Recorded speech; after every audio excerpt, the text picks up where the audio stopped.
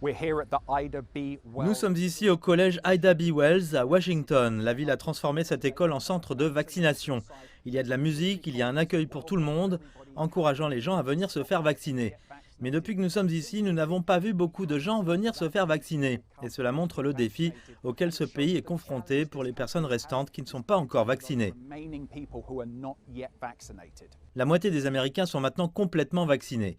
Il y a eu une augmentation des vaccinations au cours des 2 dernières semaines, alors que le virus faisait rage dans certaines parties du pays, en particulier dans les États à faible taux de vaccination. Le nombre de nouvelles infections ne cesse d'augmenter. Juillet a commencé avec environ 10 000 nouvelles infections par jour. Maintenant, nous sommes à bien plus de 100 000 nouvelles infections par jour. Le nombre de morts est encore de quelques centaines, mais il continue à croître. Cette 4e vague de nouvelles infections est plus importante que la première et la 2e vague, mais heureusement inférieure à la vague hivernale mortelle.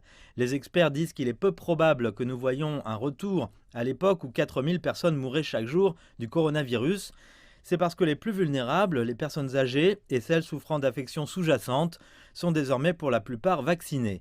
Donc s'ils sont infectés, les symptômes seront probablement beaucoup plus légers.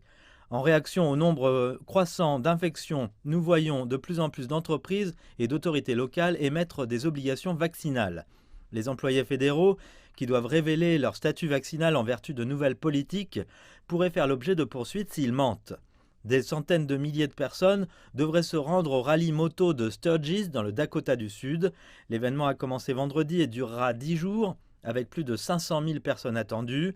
L'année dernière, la compétition avait été qualifiée d'événement super contaminant, après qu'un certain nombre de personnes y avaient contracté le virus. Aux États-Unis, plus de 40 000 personnes sont hospitalisées pour la Covid-19, dont la majorité proviennent du variant Delta, hautement contagieux.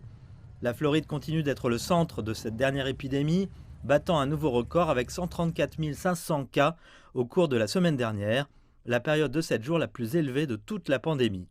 La Floride représente désormais environ 1/5 de tous les nouveaux cas de coronavirus aux États-Unis.